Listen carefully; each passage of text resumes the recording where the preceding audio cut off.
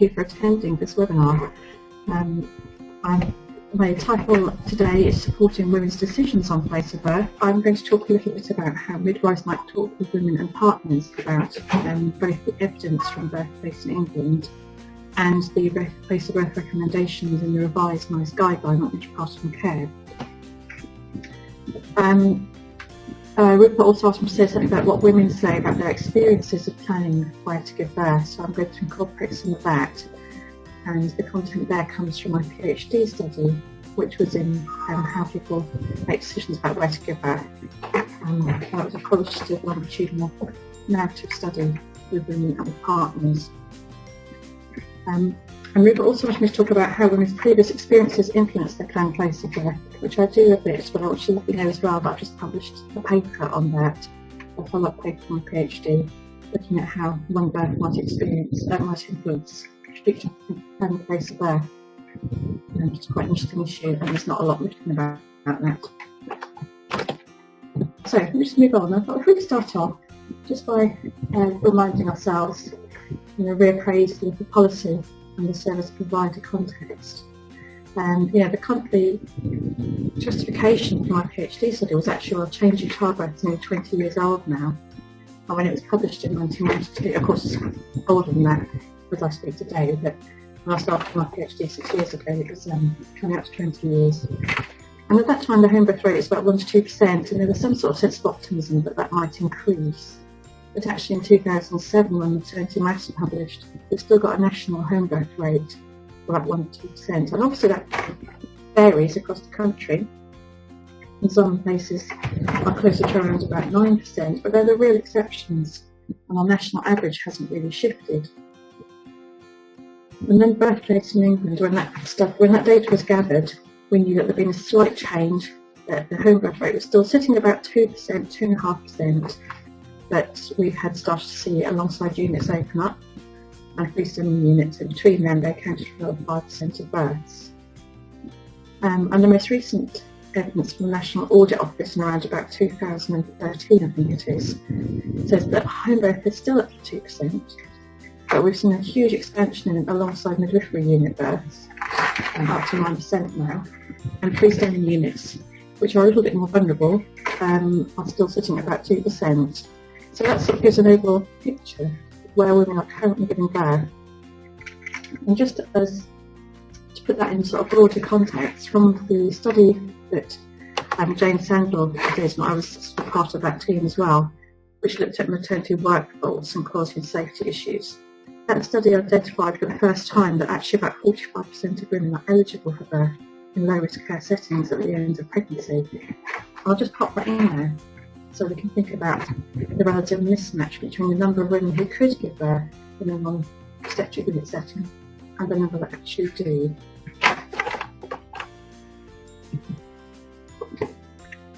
So here's what the new NICE guideline says. It's got a very positive message. It says for women who are at low risk of complications, giving birth is generally very safe for both the women and her family. And it also says, before it goes on to the recommendations, that women can choose birth in any setting, home, freestanding midwifery unit, alongside midwifery unit or obstetric unit. And women should be supported in their choice of setting wherever they choose to give birth. So we know that this has been an incremental change in some ways, but it's also very, very positive.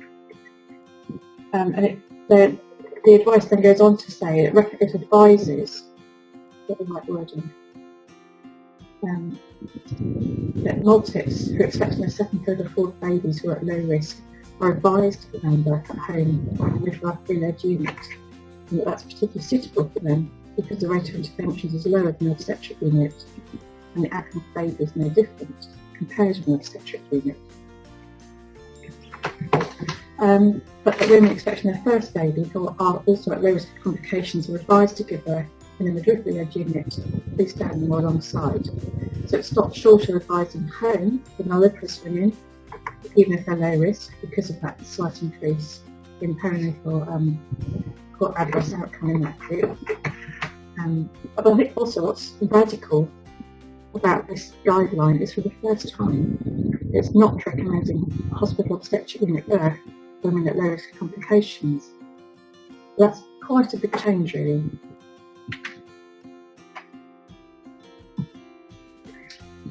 actually in the 1960s was the last time that we advised women to give birth at home or in midwifery units. Midwifery units that have been around for a very long time, they just went out of fashion for a while really. I think it's really worth remembering that, because in the 1960s we had quite different perinatal mortality rates, different practice around home birth, different access, different client group, women getting pregnant at different points in their lives. So some of the memories of that time have been passed down to generations, and some women will now see home birth as being something quite old-fashioned and not for the modern world.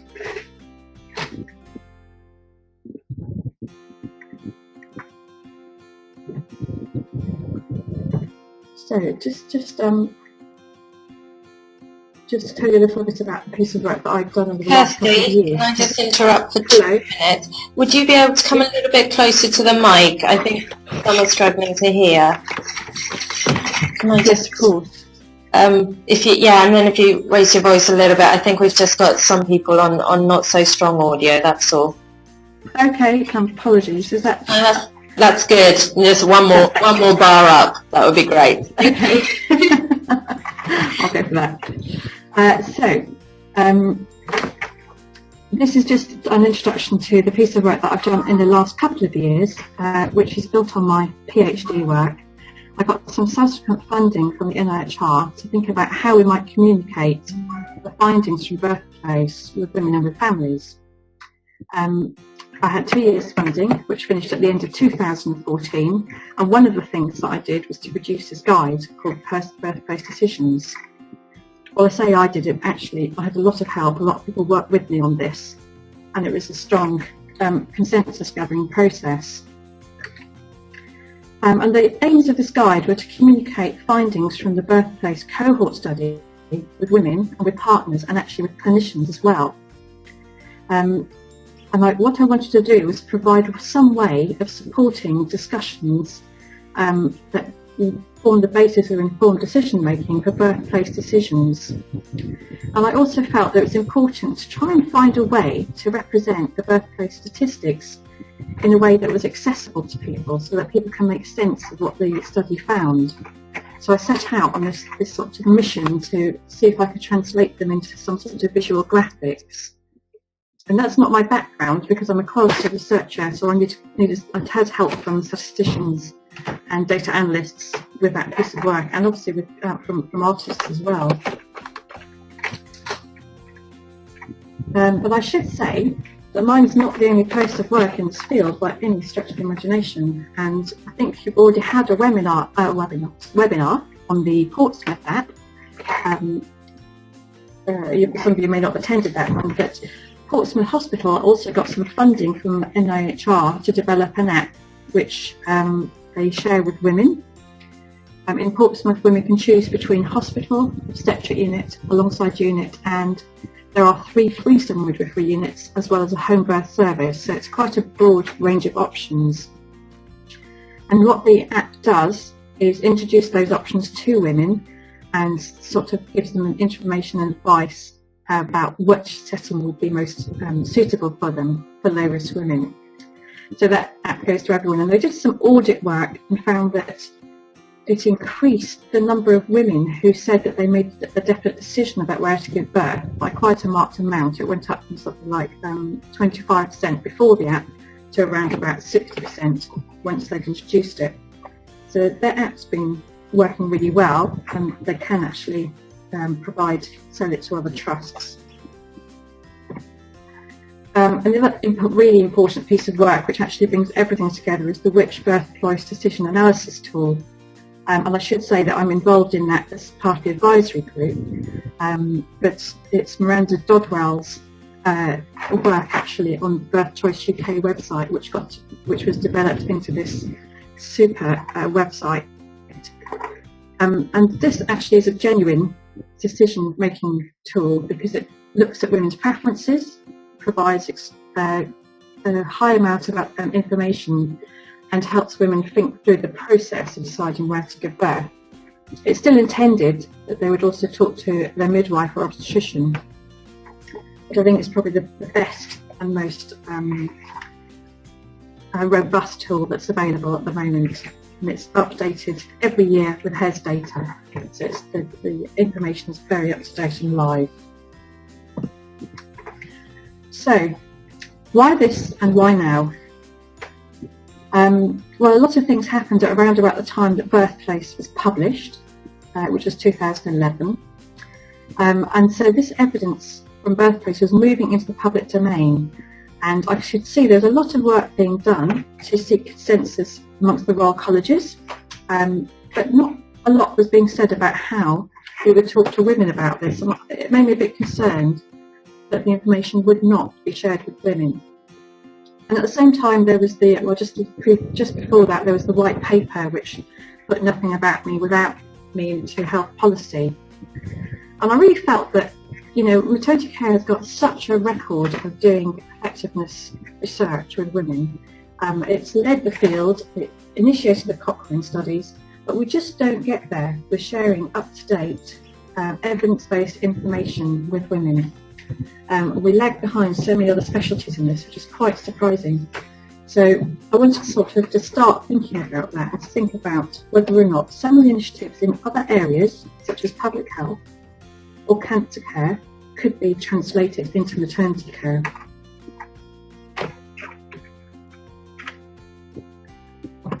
So this has just told you a bit about what's in the Birthplace Decisions Guide that I put together. The guide explains the Birthplace study and the findings first in fairly straightforward terms. It gives women and partners information about these new terms we're using for different birth settings, because I think that's the change that's happened inside the policy and research community without necessarily filtering through to women's discussions. So I explain what an ANU is and what an FNU is, long-standing and freestanding midwifery units, and how they may differ from an obstetric unit. I also have some information on the determination of clinical risk using the NICE guidelines, enough information that women can see which category they might fall into.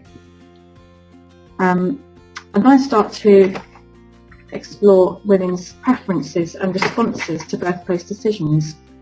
Now, when I started thinking about this guide, I thought that the statistical icon arrays, which come at the end, would come much earlier, but actually they don't work for everyone, and it seems important to pay some attention to how women talk about their own feelings about being asked to decide where to give birth.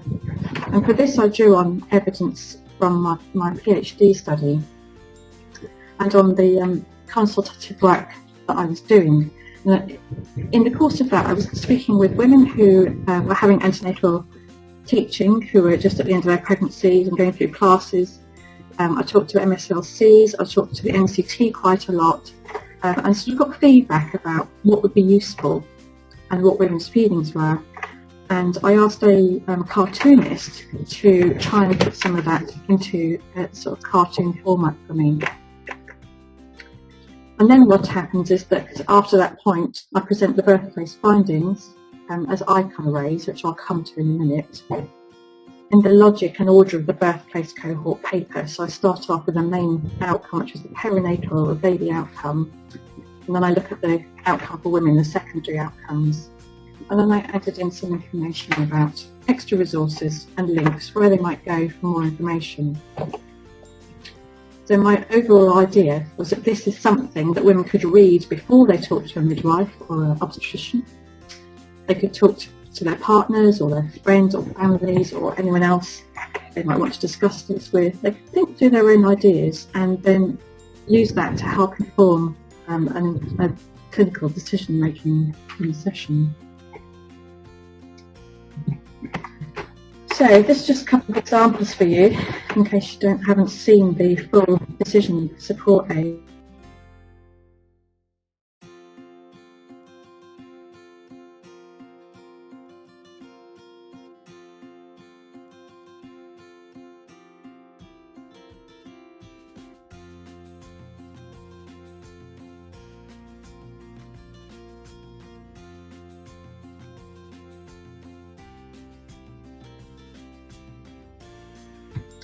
But actually, some of the women I spoke to who felt like this were low risk.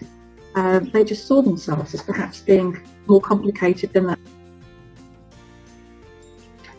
So it seems important to say, well, it's really, sometimes obstetric unit is recommended, but even if you're high risk, it's important that you have an opportunity to talk through where you want to give birth and what's important to you.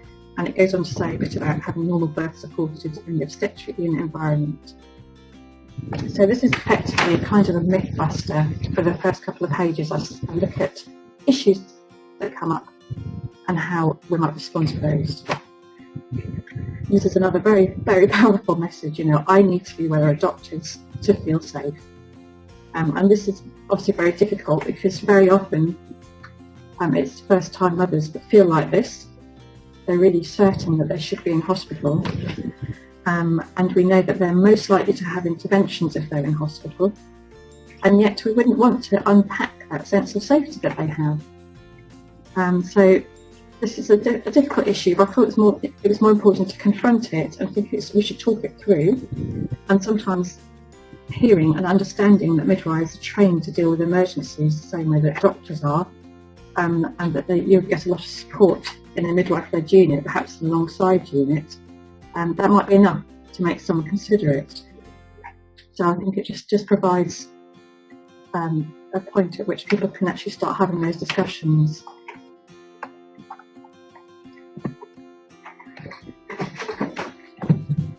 So moving on now to the icon arrays, which I mentioned. Now these came about after, well, it took a good 18 months to develop these. And what you see in front of you is two different icon arrays. On the left-hand side, it's perinatal outcome for first babies, and on the right-hand side, perinatal outcome for second, third, or fourth babies. Each of these grids has got 1,000 dots in them. The green dots show, the baby that's had a safe, healthy outcome. The blue dot shows where there's been some sort of a problem, so the baby's had an adverse outcome. And if you can see, it's also separated by the 4 different settings. So if we look at the first one on the left-hand side, first baby, planned birth and obstetric unit, 995 babies out of 1,000 will have a straightforward, healthy birth. 5 babies out of 1,000 will run into some sort of problem.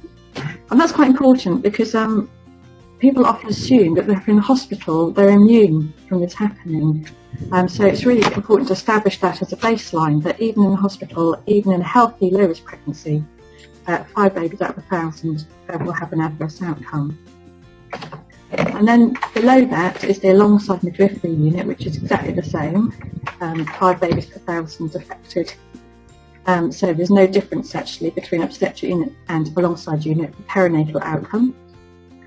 Beneath that is a freestanding midwifery unit, again exactly the same. And then in the bottom grid is the planned birth at home, first mothers, showing that now 9 babies out of 1,000 are affected with an adverse outcome and 991 babies are born healthy. So this brings together the absolute risk of an adverse event happening, the relative risk, because you can see that 5 goes up to 9, so it virtually doubles, and also the overall context, the sort of the likelihood of something happening, it's visually displayed.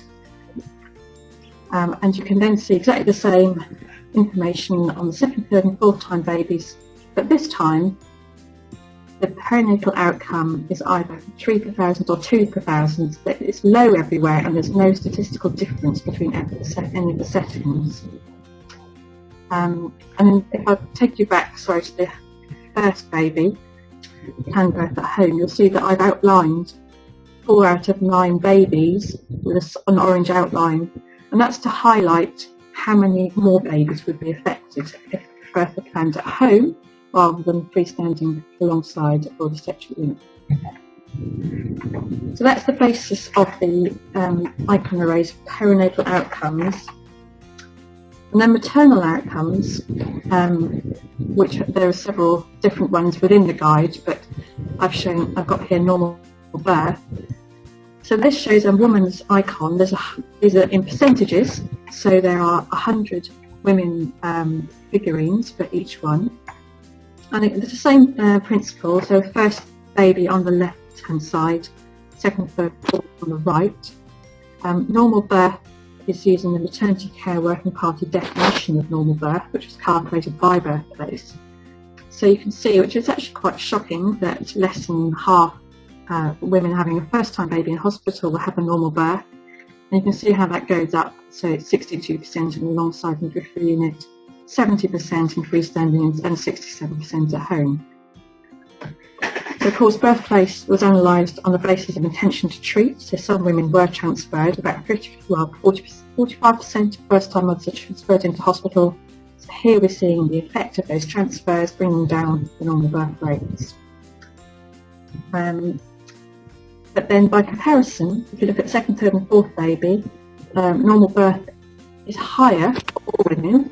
So even in obstetric unit, about 70% of second, third and fourth low risk member women will have a normal birth, and it goes up to in the 90s for all the other settings. And then I think that's the final icon array. There are more in the guide, but this shows this intrapartum caesarean section by parity. And I'd just like to flag up that in Birthplace, if women had a planned caesarean, they were excluded. So Birthplace data can only show intrapartum caesarean section or emergency caesarean sections. But it's a really interesting comparison, I think. Again, on the left-hand side, we're looking at women expecting their first baby. If they plan to have birth in an obstetric unit, the caesarean rate is 16%. If they plan birth in a alongside unit, it's 8%, so it's halved, and the same for FMU. And if they plan birth at home, it's 9%. So any non-setting, there's quite a significant reduction in the likelihood that a woman will have a caesarean section.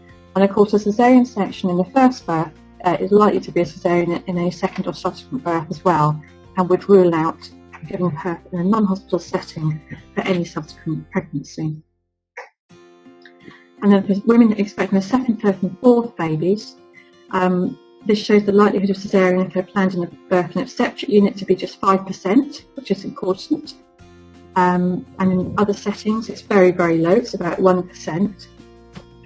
And the reason I flag that up as being important is because a lot of the time we're tending to encourage low-risk multiparous women to give birth in non-hospital settings. But these women already have quite a low intervention rate.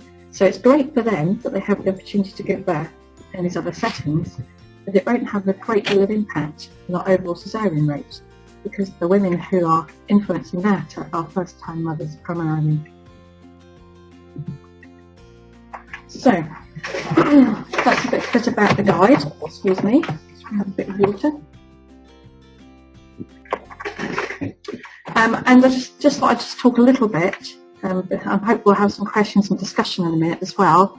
I just wanted to talk about the fact, the issues and responses that I've had to this. So since it was published at the end of December in 2014, there's been a lot of interest in that, and I've had contact from NHS trusts, from doulas, from MSLCs, from NCT, and lots of social media discussion, people wanting to look at it and perhaps use it.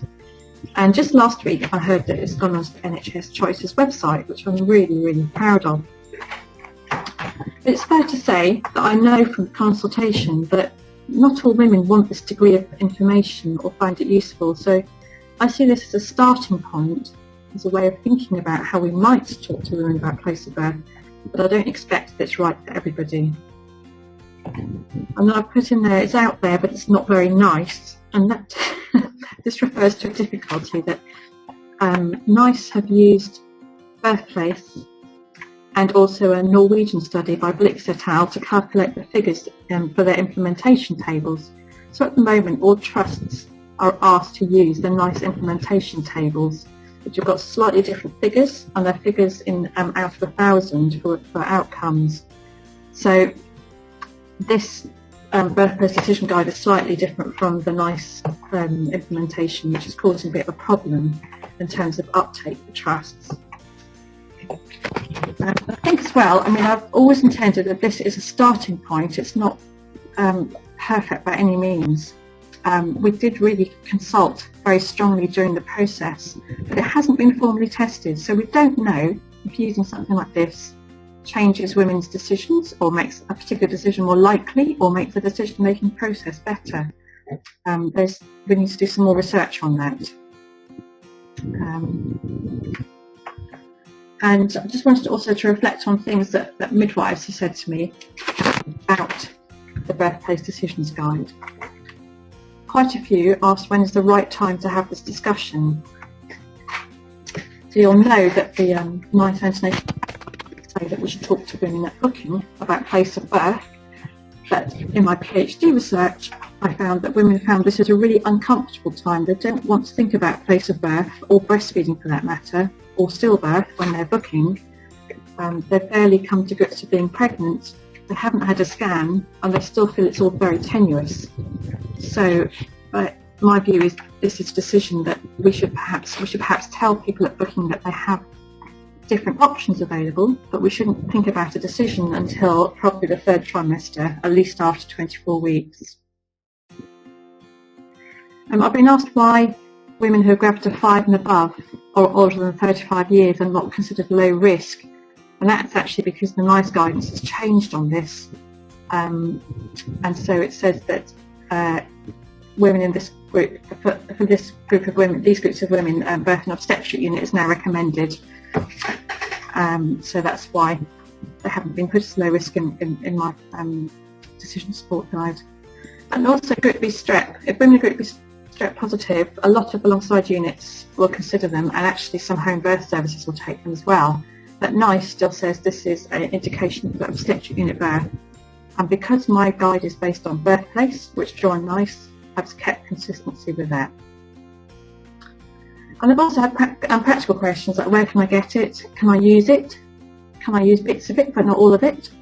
To which the answer is it's available through PDF, and people are very welcome to use as much or as little bit as they want, but it can be printed freely as long as it's not sold for financial gain.